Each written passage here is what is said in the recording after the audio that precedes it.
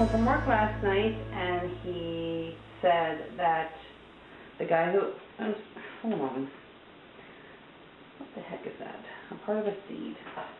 He said the guy that owns the company had mentioned to him that he'd be interested in having me drive the rest of the week, meaning today and Friday, if I was interested. And I said I'd think about it, mainly because, again, I've said before, my husband hates where he works. The person who runs this place is not a good person. He lies a lot. I really hate bashing a person or a business on a social media outlet like this, but I don't know any other way to say it than he's just not a good person. And this person is the #1 reason why Mike hates where he works. So he doesn't want to see me get roped in. He feels like if I get roped into working there too, that this guy's going to feel like he has total control over us. Well, big difference between Mike and I is, I just say it like it is. No matter what boss I've had, I question stuff that I don't agree with. I want to know why. And my husband's not like that. My husband's an introvert. I'm not. So, excuse me, I'm starving. I'm finishing up the rest of the fruit salad from last night. We ate it last night for dessert. Mike took a big bowl in his lunch today, so I'm going to eat the rest of it for breakfast. So anyway, I just thought about it, and I thought, why not? You know, I have to make some extra money. It's not all day, and with this wedding coming up in 2 weeks, I could use the extra money right now. So I told Mike I would do it. So he goes in today, but I told him, I said, I can't do it past 1:30 today because I have an appointment up in Manchester at 2 o'clock to pick up my dress for the wedding because I had to have it altered. So Mike sends me a text back that says that he told him I couldn't work past 1:30. He'd have to see what's going on. Which makes sense because the deliveries normally aren't going to be first thing in the morning, because we're waiting for the guys in the shop to get the work done for me to deliver. So usually the runs are at the end of the day, unless there's something that can't be done at the end of the day. If it happens past closing time for some of these places, then it's the first thing in the morning delivery. So I don't know if I'm going to get a phone call or not, but if it gets too much later, I can't do it. So I'm saying all this rambling right now to say this. This watermelon is very crunchy. I'm not impressed with the watermelons yet this year. This is my 3rd one. I haven't got a good one yet. I guess it's too early. But my husband is, and I mentioned in the previous video, he's miserable where he works. Yesterday he had a bad day. You know, one of the machines crashed while he was running it, and it was a stupid mistake. My husband is awesome at what he does. You know, he went through 4 years of apprenticeship, has his state-approved papers, and he is a certified journeyman machinist. He is a talented man, but he also is a perfectionist. He thinks everything has to be perfect at his job, and then that carries over into the cars. And I've only given bits and pieces, I think, of how bad he is with the Jeep, about how it doesn't get driven in the rain, and we're not allowed to eat or drink in it, and he's so fussy with it. He won't take it certain places because of the parking situation.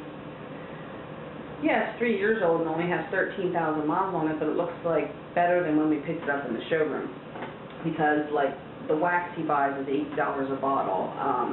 He's so extreme in everything in his life. He's either here or here. There's never a middle ground with my husband. So yesterday he made a stupid mistake. So right away he is burnt out in his career and he needs to leave because his brain is gone and he has to find something else to do. It's like he goes off the deep end. And I've dealt with this my whole married life with him. And some days it's easier for me to deal with than others, and right now with my emotions being all over the place, with struggling again with us living here, and the girls not being here, and this wedding stress coming up, which I'm trying not to let that stress me too much, but the closer it gets, it's crunch time, and it's exciting, it's not bad, but it's just another emotion.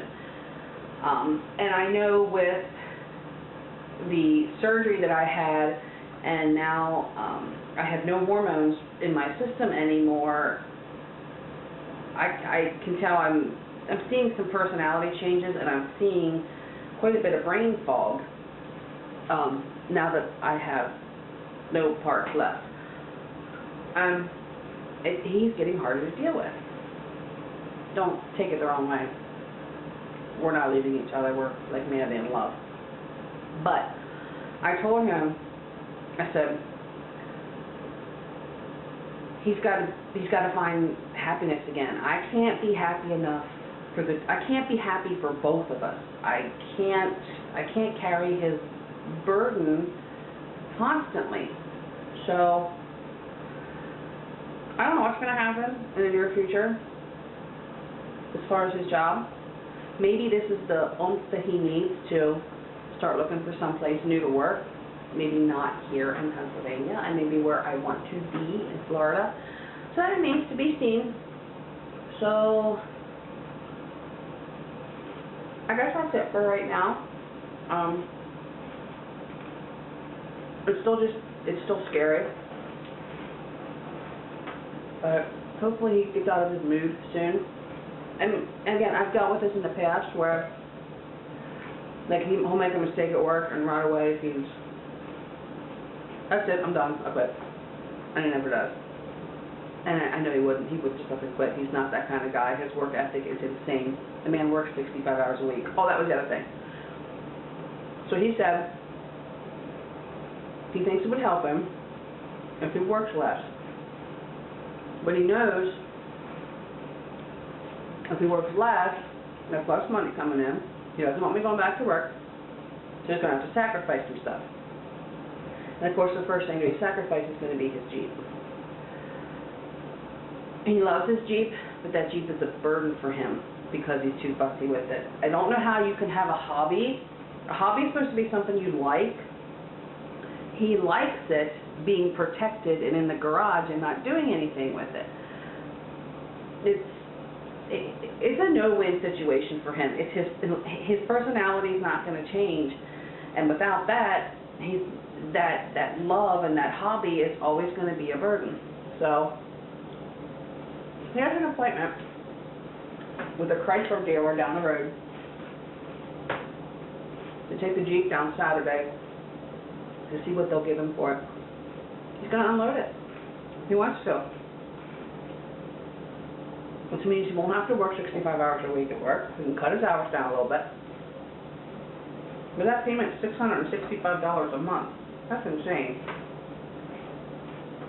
And whenever we go on trips, where we drive, we rent a car. You know, we went to Wildwood. It cost me $92 to rent a car for the whole time we were gone. I made up that in just what I saved in gas money because the vehicles we own don't get great gas mileage. So our cars are old and we don't trust taking them on real long trips anymore. But it's not like he took the Jeep anyway because he wouldn't know where to park it.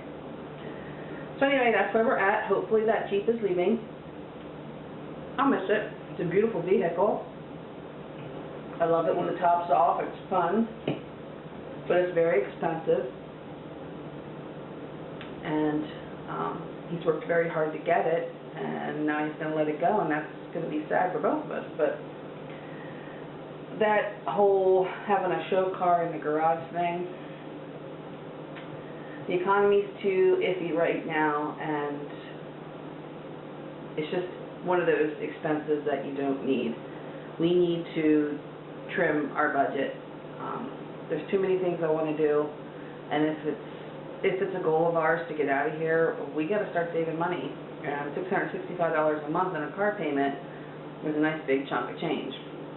So now I have A few credit cards I got to pay off, nothing major. I'm not one to use credit cards. I have like a Best Buy credit card that I use to put my daughter's computer on for graduation, but I've also used it for other stuff.